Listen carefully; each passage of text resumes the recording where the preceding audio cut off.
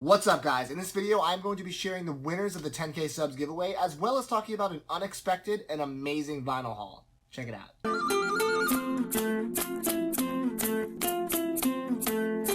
First off, thank you to everyone who supported me thus far, as well as entered the 10K giveaway. There were 486 people that entered, only 10 could win. It was randomly selected through the app. So if you won, congrats. If you didn't, there will be more giveaways moving forward. As this channel moves forward in 2018, I hope to do more giveaways as I hit other milestones. Big ones at big milestones, but of course small ones throughout, maybe in the B-side, stuff like that. So thank you for supporting me thus far. I'm going to read the list of the winners right now. I just contacted you all via email, so please respond to that if you did win. Congrats to Jeff S., Daria C., Ryan P., Lucy I., Brandon C., Logan, Tobias M., Daniel S., Danal R., and Joe R. Congrats, guys. You got some sweet records coming your way. Something else I found interesting was, about 11,000 subscribers. Over 2,000 people viewed the giveaway video, but less than 500 people actually entered? I don't understand that. I mean, it's so easy to enter this giveaway. It was like 1 or 2 button clicks, but so many people decided to view the video or like, I don't want to win a record. So maybe I did a giveaway wrong. Maybe there's a better way I can do it moving forward. If there is, please let me know, because I definitely want to do them the best way possible. So next time, it'll be even better, more entries, more prizes. But thank you for tuning in for this one. All right, let's get to the good stuff, the haul. There is an app called OfferUp that I often look for records on. It's basically Craigslist for your area. So everyone has a profile, so it feels a little less sketchy than Craigslist. You can find some really good deals on there, and I did. So I was searching for records, as I do, and 8 minutes before I searched, someone posted they worked at a music magazine, a hip-hop magazine, that just shut down. So they were selling all of the records they had on their wall.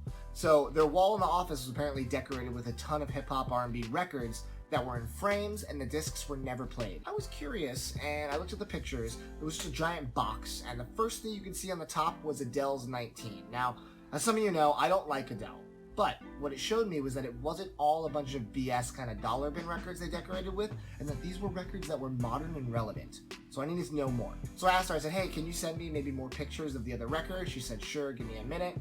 She then posted 2 pictures of the records spread on the floor. The amount of amazing seminal hip-hop albums that were just laid out on the floor here blew my mind. The haul was $100, and the amount of value that I picked up from this was easily over $300. Some of this I already own, some of this I'll probably trade to friends or give as gifts or something of that nature, but the fact that I got this many records for $100 is kind of crazy.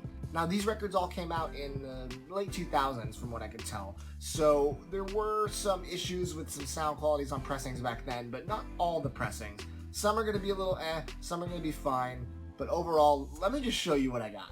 First up, I got State Property. This is a hip-hop album I've never heard. DJ Clue's Backstage Mixtape. This is just, I guess, a mixtape by DJ Clue. I see Jay-Z's on it, Cameron.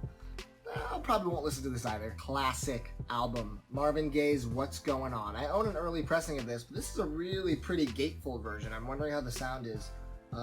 Yeah, super good condition. KRS-One, I Got Next. KRS-One is an amazing underrated rapper from the 90s. I don't have any of his records, so I'm really stoked to finally have one. This was a big surprise of the haul. Lil Wayne, The Carter 4. So this is a gatefold record, and it's on red vinyl.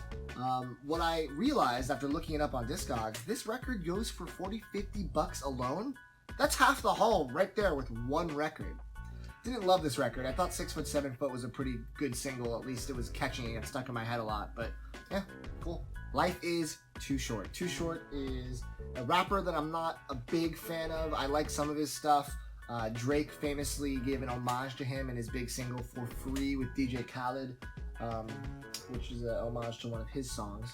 And yeah, I don't know it. I'll probably listen to it. If I like it, I'll keep it. If I don't, trade it. Another kind of rare record, Rick Ross, God Forgives, I Don't, from 2012. Yeah, I like Rick Ross, the boss. I think that this is a pretty good record. How about this guy right here, Outkast, Aquemini. 3 discs shoved oh so carefully into one pocket. I don't know why this wasn't a gatefold. It kind of makes me upset. But yeah, this is one of the best hip-hop albums of all time. I own this, so this is going to be something I'm going to trade for something else. Another one I own, this is seminal. Jay-Z's The Blueprint, arguably his best album. Cool gatefold. Yeah, own it, but I guess you can never have too many copies of The Blueprint. I will never listen to this. This is Pitbulls Miami. The only song I know off it is Culo, because they played it all the time back when I was in high school. Yeah, this is not, I don't know why this is on vinyl. Oh, but the hits don't stop coming. Are you ready? Tupac. All Eyes on Me. Nice 4-disc album. I own this as well. This is, it doesn't sound amazing, shockingly. It's kind of, it says digitally remastered on the bottom, so you know it's not from tape.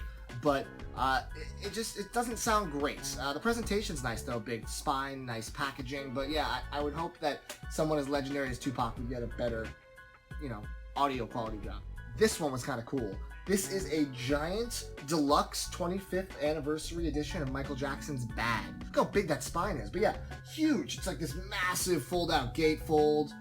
And yeah, really interesting packaging, cool pictures. I mean, Bad's just such a good album. And yeah, this is, I own Bad, but not this deluxe version. So I guess I'll listen to some of these extra songs they have. Legend by Bob Marley and the Wailers. I don't love reggae. I can't get into reggae. I feel like I just, for some reason, something about it doesn't strike me the right way. But if you're gonna own anything, it's gonna be Legend, probably. If you want to kind of have a surface reggae thing in your collection, this is it. Dr. Dre's The Chronic, one of the best albums of the 1990s. Yeah, this is, if you don't own this, which I do, you need to. I mean, this is just chock full of hits with him and Snoop, and this is hip-hop royalty. This is an album you need to own. This is interesting. The Jimi Hendrix Experience, featuring Billy Cox and Mitch Mitchell, live at Berkeley, 1970. Awesome pictures in the gatefold. Yeah, a live Jimi Hendrix album. I mean, they got some really good songs on here. We have, I mean, Hey Joe, Foxy Lady, Purple Haze, Voodoo Child, Star Spangled Banner, which I'm sure he just shreds on. So yeah, cool. Erykah Badu, Baduism. I own this as well. This is, she's one of my favorite R&B kind of soulful singers. Her music's excellent, and this album is no exception. Another Jimi Hendrix, Axis Bold as Love. This is a recent reissue. I have like 2 or 3 copies of earlier pressings of this. I want to compare this to the old ones and see how it sounds. I'm assuming it's not going to sound as good as the older records, but yeah, this is another amazing classic rock album. If you like Jimi Hendrix guitar work, this is some of his best. Nas and Damian Marley. I really like Nas. I could never get into this album. I tried to. Maybe it's just because I don't love the reggae stuff like I mentioned, so some of like the reggae influence of this didn't really win me over, but I'm gonna probably give it another shot now that I own it, because I do love Nas. He's one of my favorite MCs. Adele 19, this is going in the trash. A reissue of Al Green's Greatest Hits. Again, I like Al Green, awesome soul singer, but I don't know if I would get his solo albums. This is a kind of nice smattering of his best stuff, so cool. Then a couple more I'm very excited about. Beastie Boys, Check Your Head! I mean, yeah, Beastie Boys, what more has to be said about the Beastie Boys? I own License to Ill, but that's the only LP of theirs I own. So now I have Check Your Head, which, amazing album as well. I mean, these guys were ahead of their time in terms of doing what they did.